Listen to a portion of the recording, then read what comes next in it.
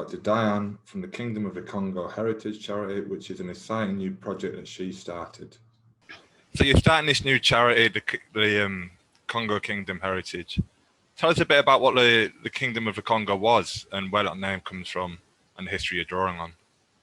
Yeah, well, the Kongo Kingdom was a kingdom that was created in the 30th century in the central of Africa. So it was mainly made of 4 parts, 4 cities, and now called countries. So you've got the Republic of Congo, the Democratic Republic of Congo, the Republic of Gabon, and Angola. So it was created, like I said, in the 30th century, and it actually ceased to exist in the 20th century in 1915. So the reason why I've actually named the charity the Kongo Kingdom Heritage is because we need to go back to our roots. We need to know who we are, take back our identity, and mainly through the language. Yes. We've noticed most of the children born here are actually struggling with the African languages. Those speaking French or English or Portuguese are great, but these children are actually African, they're coming from Africa, so they need to know their heritage, their language, the culture. So the idea behind it is actually to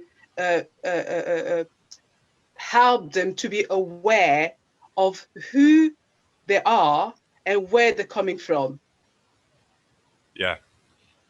And that Kongo Kingdom is now multiple countries, but I think you said before that the African languages, they travel across those borders. All those countries share some of the same African languages, so it's a great way to build a bigger community and link those different countries together, yeah. Absolutely. So we're talking, I'm just naming the languages we be teaching or passing on to our children. So it's going to be mainly the Kikongo, Lingala, and Swahili. Mainly, yeah. And added to it, we've got some issues as well in our community where people are actually struggling with English. So we want to teach English as well, and French and Portuguese, hopefully. And that will be an exchange then that everyone can help each other. It's a community project with everyone involved. Yeah. And you've previously worked in London as well as Rochdale. Did you do any language teaching before? Well, I'm actually doing some language teaching as well myself, on my personal business. I'm actually teaching English to French people. Oh, I see. Yeah. So I'm passing on the information. I'm teaching the French-speaking people because they're realizing speaking English is a plus. It's a good thing for them. So they're actually pushing, they want to learn. So because I speak French and English, it's easier for them to learn from a French-speaking person. So I've got this background, and I volunteer in London as well. It's with a charity called Slower. It's mainly into helping refugee people with their family, their children. We actually help them to be able to go to home office, to go to the doctors, to be able to go out there and just help them. And then we do quite a few things with Slower, and then we do help as well with attending certain meeting with them. So yeah, I've been doing it for the past 5 years. And when you're helping these people, that ends up being physically going with them to the meetings or to the home office physically. Physically. So this must be quite a tiring set of roles you have. Yeah. It is tiring, but we're here to help each other. We do support each other. So when somebody needs something, we have to be able to forget about our own needs and focus on other people's needs. Because, when you look at your own need and compare to others, you realize that your problem aren't too big compared to theirs. So if you have the time and the skill or the experience to do it, yeah, why not? Why not? Yeah. And so you're going to bring some of that work you do in London back up to Rochdale now? To Rochdale. Yes. Yeah. Yeah. And how many languages do you speak just yourself then? Because it sounds like quite a lot. Well, I speak Kikongo. I speak a little bit of Lingala. I speak my mother tongue language, which is a tribal language, but you don't want to know about it because you may realize back in Africa we have thousands of languages. Yeah. So in my Congo all alone, you might have like over 400 languages. Wow. Yeah. So so mainly it's Kikongo, Lingala, French, and English. Right. And so you're looking for speakers of Portuguese and some other languages to come and help you with this project. Absolutely. I need some people who are able to speak Portuguese, Swahili, Lingala as well, even Kikongo, to be able to work, on a bigger scale, hopefully. Yeah. I've got a few people though, but I really need more people to come along and help me.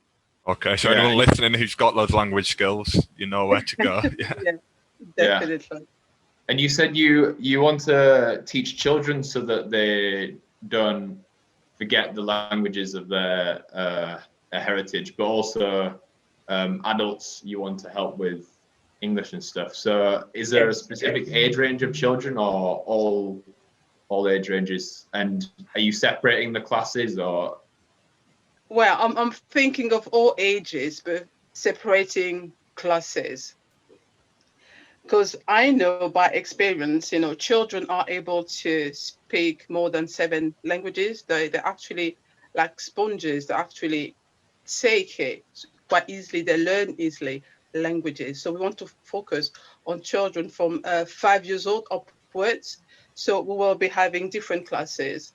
And that's for children. And for the adult people, talking of English, we'll be having classes as well for English and French or Portuguese. So we actually want to be able to help as much as possible, as much as possible. So it's going to be, quite, a big thing.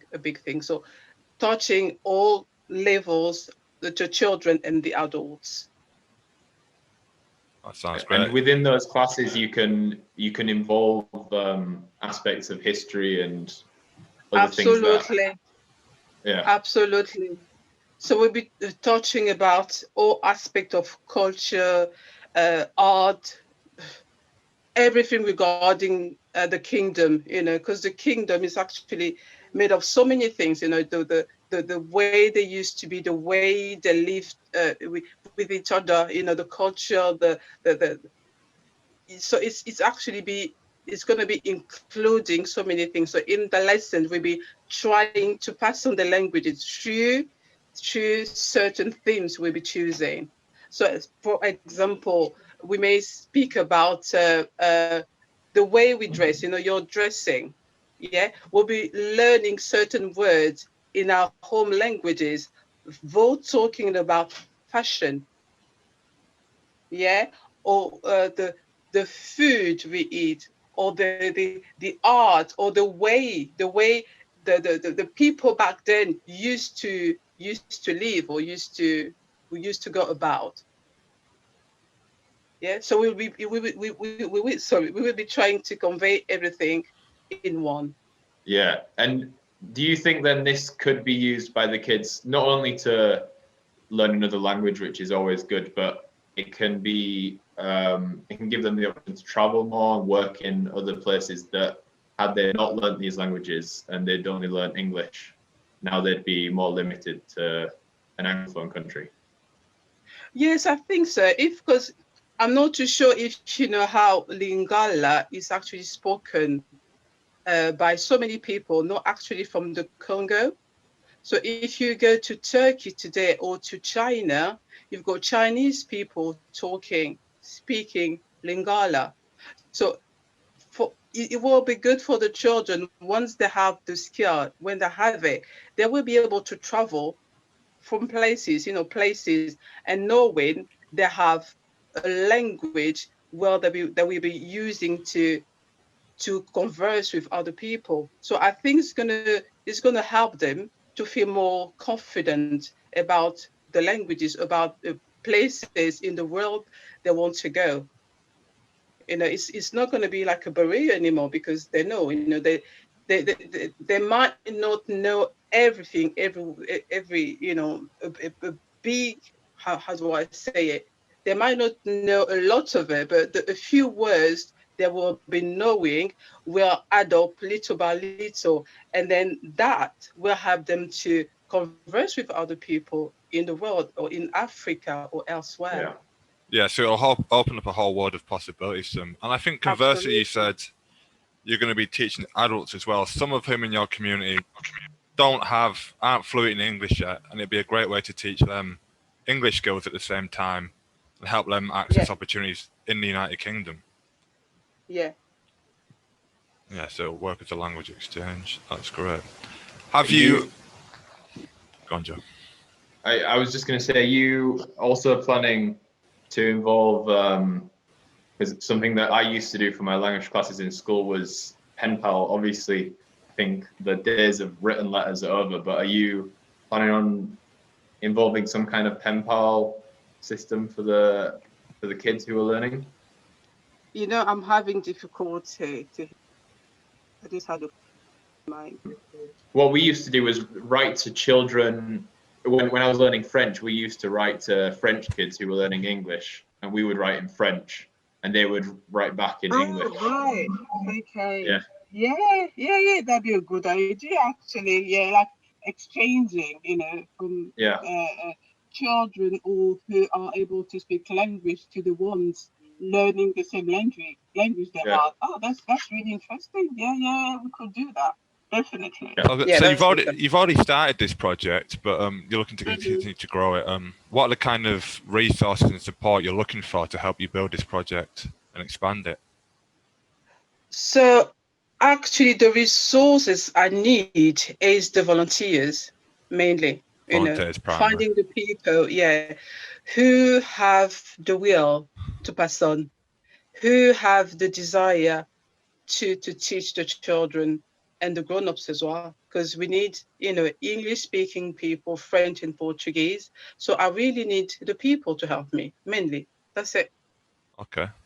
And because this is going to be a kind of Rochdale-based project, but I guess right now, because lessons could be online, you could be looking for volunteers from anywhere in the world at the moment. At the moment, Yeah. At the moment, So at the moment, I'm happy to be using internet, for the lessons for the time being. But with everything going on, hopefully when things come back to normal, I need a place to do what I want to do. Yeah. So because we'll be also doing some craft and sewing and teaching and other things as well. So I will need a place. I will need a location. So hopefully I'll get a place in Rochdale to do that. So just 2 things I actually need. Are you also going to apply for any, is there a grant system that you know about where you can apply for money for local projects? I'm not too sure about that, but I know I've been speaking to a lady who has a charity as well in Rochdale, and then she mentioned something about the community fund, which is up to 1,000. So I'm planning to apply for that, but that's going to be just for Christmas gift and maybe food. for Christmas, but I haven't applied for it. That's the only fund I'm aware of. And lately, I think 2 days ago, there was an email that was sent out, and on that list there was a list of grant and funds in there, but I haven't applied for anything. What I really want to do now is to register the charity, which I'm doing now, and then after that, we'll see how it goes. Okay. Yeah. And if anyone has got those resources and is interested in contacting you, where can they contact you at? So I've got a Facebook page which is called the Kongo Kingdom Heritage UK Charity, and I've got an email address which is the Kongo Kingdom. I'm going to write it to you to. Yeah, we'll add the link in the description afterwards. I'm going to write it down. So it's actually called the Kongo Kingdom Heritage at gmail.com. Let me write it down.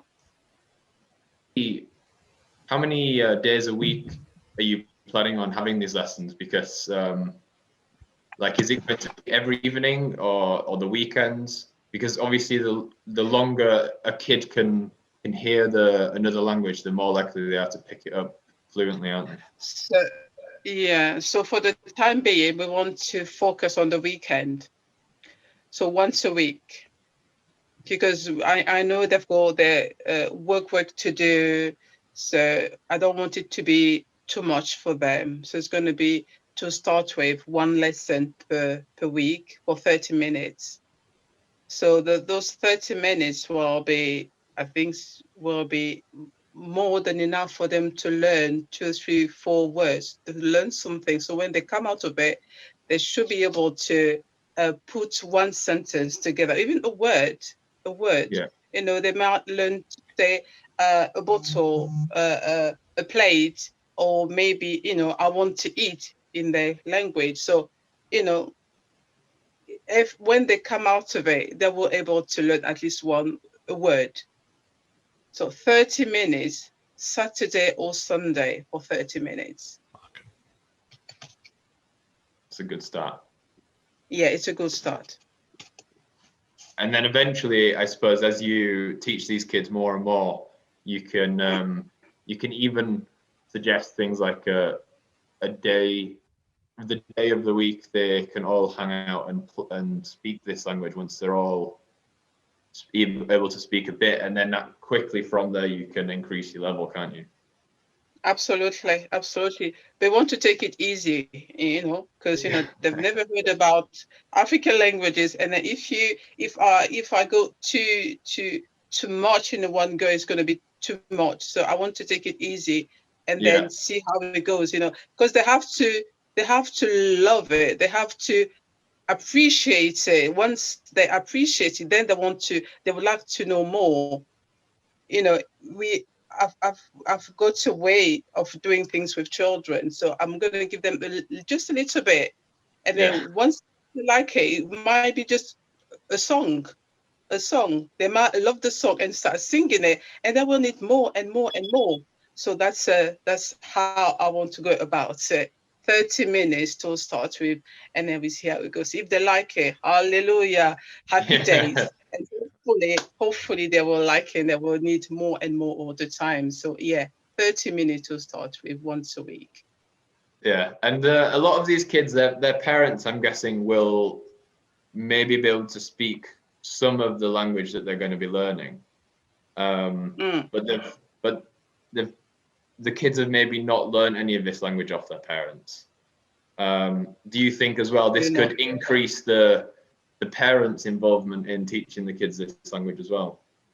Definitely. Because the struggling I'm having with my own children today, Ryan, who's 19, is actually learning on YouTube, Lingala. Oh. So because he's learning it, he's coming to me and saying, "Mommy, how do I say this? Do you know this word? Did you know that meant this?" Like, yeah. So it's actually like seeing him wanting to learn. It actually pushes me to speak more in my home language with him. Yeah. So I think once the children have it, they will speak to their parents, and their parents somehow will be forced to speak to the languages to them.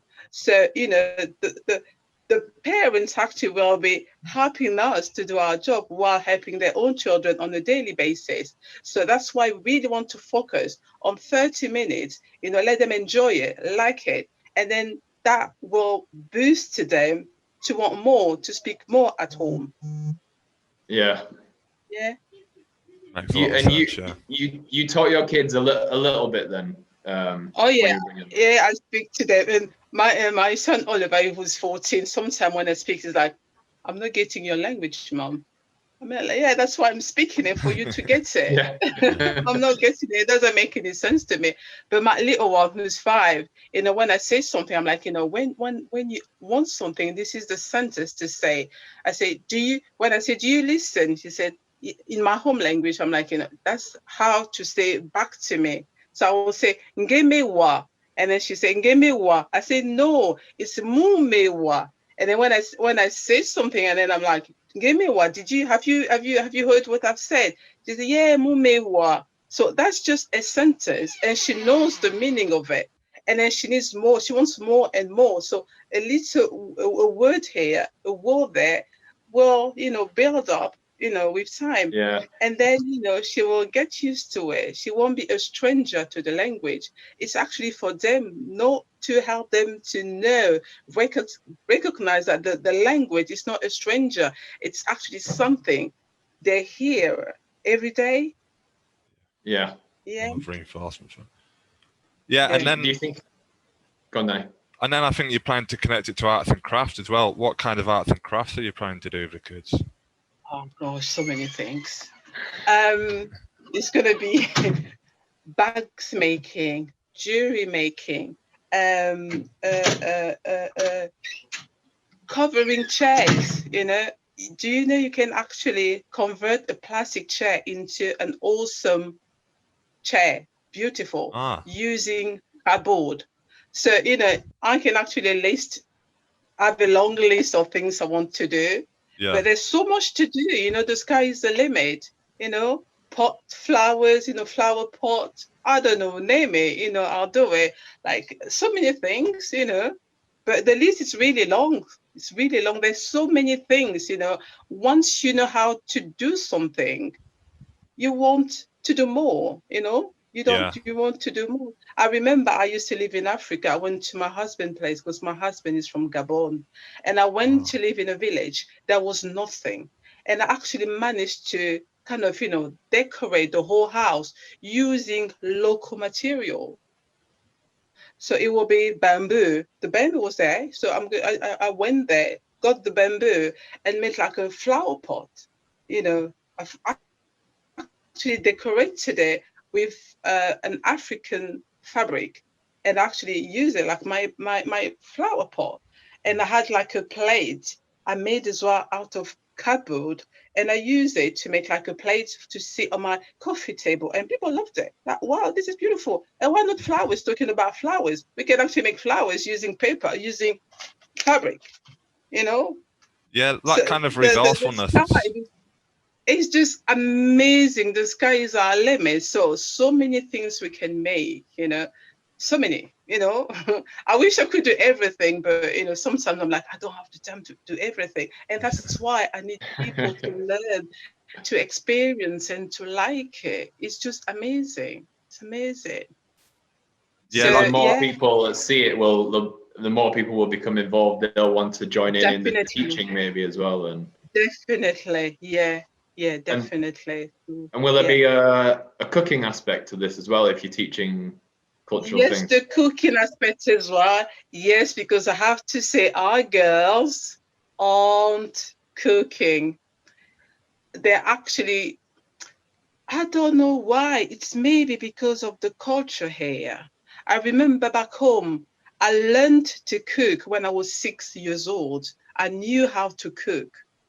I was cleaning, I was cooking, I was doing everything in the house. Why? Because the mom passed on the knowledge to the girls. Though usually the boys are left out, but in other families, even the boys do certain tasks in the house.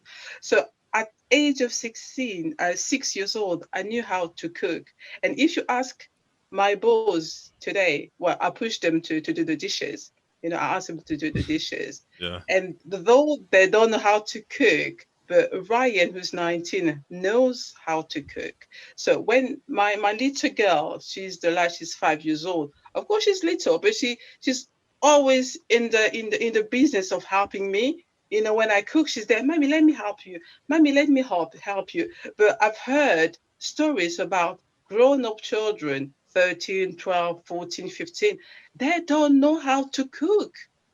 Yeah, I think that is the problem. Unbelievable. That is the problem. So we'll be focusing as well on that aspect. It's actually getting back the culture of being responsible men and women. You know, we know the women in the society. She has to play a vital role in the society. She's the mother, she's the teacher, she's the nurse, she's everything. And she needs to get back to the place where she should be and educating her family, her children. So passing on, you know, what needs to be passed on. So it's going to be the cooking for the girls, the cleaning, you know, boys should be helping their parents as well. It's not because they're bored, they should be crossing their legs and doing nothing. They need to be respectful and, you know, helping in the house. They need to do that. Because I remember in the Kingdom of Kongo, when you reached a certain age, 18, you have to go through, they call it it's a kind of test. They put you Initiation ceremony. Initiation, that's it. And then you have to go through certain things for you to become a man. Yeah. So today our boys, they don't have it. They don't have it. That's a lack. We're actually lacking. We're actually missing out. So it's about going back to where we were and then pass it on to our children. So it's going to be cooking, so many things, you know, craft, sewing. I remember my mom used to sew, you know, it was part of the curriculum in school. They knew how to sew, they knew how to do things. But nowadays, we don't do that. Yeah, I think we learn very few practical skills generally at Yeah. school. We just learn how to buy things. Yeah. Absolutely. Absolutely. We need to, we have to buy things. But, you know, if you have a needle, a needle and a thread, you actually can do all things with it. And I remember when I came here, I've never used a needle. I actually learned when I went back to Africa. And I was like, oh, I want to learn. I need to learn. I need to do something with my fingers. Then I went to learn. But our girls, they don't know. Or maybe the parents don't know either. So no one is going to help them. I had a friend lately. I was talking about the charity to her. I'm like, oh, we will be making some sewing. And then she's like, oh, you know what? I've got a sewing machine and my daughter wants to learn, but I don't know where to go. I don't know how to do it. I'm like, oh yeah, but I can help you. So it's gonna be helpful to so much people, to the community, to everyone that will really needs to learn. Yeah, And I think it will lead to a yeah, and it will lead to a lot less of a wasteful society if we learn how to actually repair and take care of things instead of just absolutely, you know, just giving back the what parents should be doing for their children, because children nowadays are actually left out. Why? Because, you know, we're busy working and we don't have a lot of time for our children. You know, they go to childminders, they go to school, they've got their PlayStation. In my days, we didn't have any games. You know, we went out, you know, in the street and play. Yeah. And then the children here, they spend all their time on games, you know, internet, PlayStation and all that. And they're actually missing out on so, you know, many things. So they need to go back to the roots. They need to go back to, you know how people live. You know, when I go to Africa, I'm always like, you know, realizing how lucky we are to be here, but missing out at the same time. Yeah. We've got so much thing here, and then we don't see it, we don't appreciate it. But if you give the same opportunity to somebody living in Africa, they will be, you know, they will be happy. They will be appreciating it, but we don't. And our children here, they take everything for granted. And then that's why most of the time, once every 2 years, I take them back to Africa for them to realize, how lucky they are. And then to appreciate the things, no much, the little we give them, at least to say thank you, for the effort. Thank you for what you're giving me. So it's not about money, but it's about what you're actually giving away, what you're actually passing on to your children, the values, the culture, the way they should be living in the society. Because I think most of the things happening right now, it's actually the family is actually broken down. Even the parents, they don't know what they're doing. So out there we see so many violence out there. Why? Because the family is broken. The parents don't have time for their children. So their children don't have any role model in their lives. So they want to listen to what their friends tell them, which is not true. But even the parents themselves, they're actually lost. I think as well, I think part of the taking things for granted is that for younger people, when we've grown up in a world where all of this stuff was always there, where we never saw the world before any of this stuff.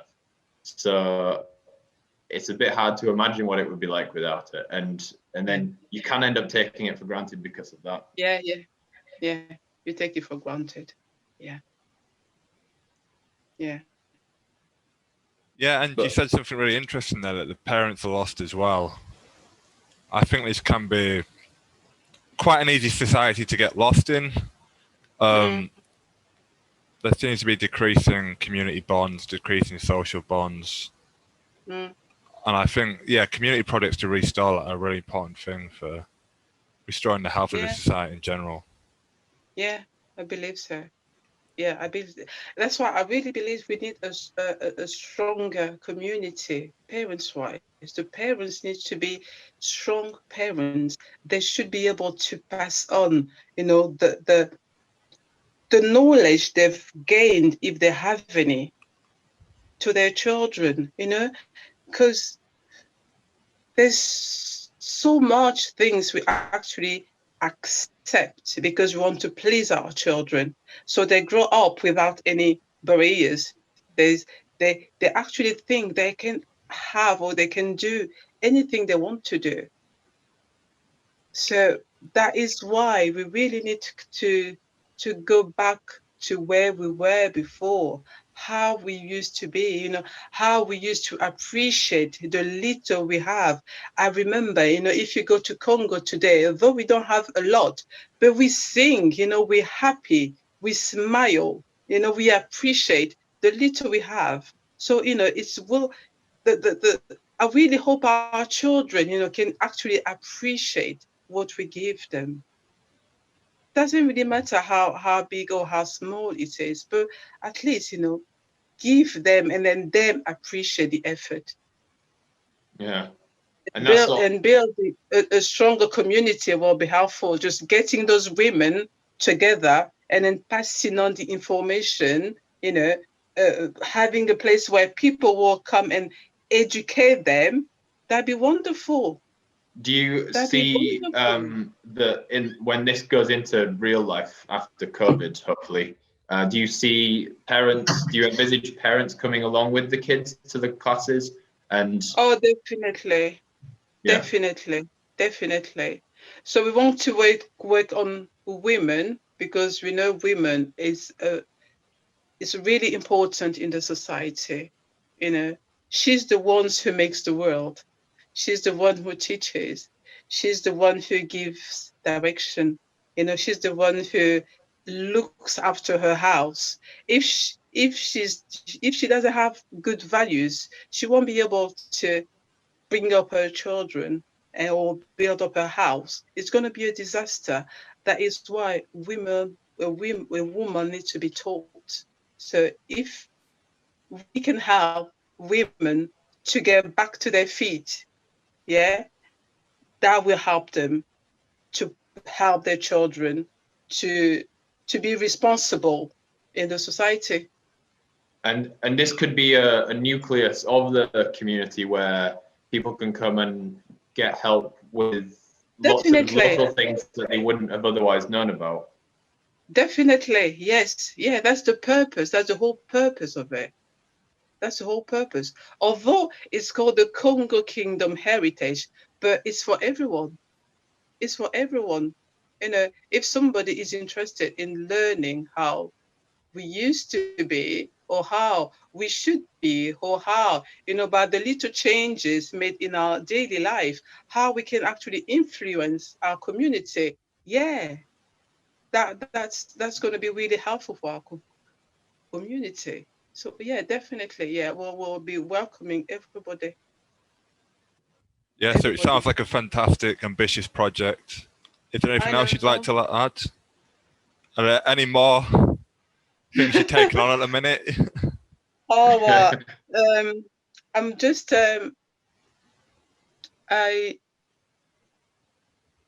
I'm believing God, because I'm a Christian, to help me to be able to do this. Because in this project, it's not about me, it's about people, because the people want to hear this. It's for the people to be empowered, for the children to feel better, for the children to know, oh, we are somebody. We actually coming from somewhere. We know we used to be a kingdom. We had our values. We have a culture. You know, we have our languages. We've got something, and that knowing that will empower them. You know, it will give them a sense of value. You know, I am somebody finally, so I need to look after myself. I need to do certain things to help the community, not to destroy it, not to be a problem to the society, but I'm going to be on the side of solution. So yeah. I'm not bragging, but my son Ryan, who's 19 today, he's just amazing. You know, when I can't cook, when I'm out there picking up his brothers, I can actually ask him to cook. He knows how to cook. You know, he's actually in the house really helping. He works sometimes, and when he works from his wage, he actually buys his brothers, you know, shoes, clothes, and all that. He's doing it. It's just to say, you know, when you pass on the good values to your children, good education, you know, good values to your children, it will come back to you. Because when you see your children doing so well, not only, you know, they're really doing so well in school and everything, but people around us know, they're noticing it, like, oh, Diane, your children are amazing. Why? Because, you know, I've got some values, and I'm actually passing that on to my children. And at the end, they will be good citizens because, you know, their mom passed on the good information to their children, to her children. And this is what I want to pass on to other women, to be responsible, to know they've got a big impact on their children. And those children have to be good influence for our society. Yeah. And there's going to be a whole lot of more kids in Rochdale who are going to end up becoming kinder and more sharing because of your teaching. That's it. That's it. That's my prayer. Yeah. Sounds great. Yeah, I think that's a great note to end on. Thank you for telling us all about this project, Diane. Thanks so much, Diane. Hearing about your progress in the future. Yeah, and if you want to check out any of the details of the project, then we'll put them in the description below the video.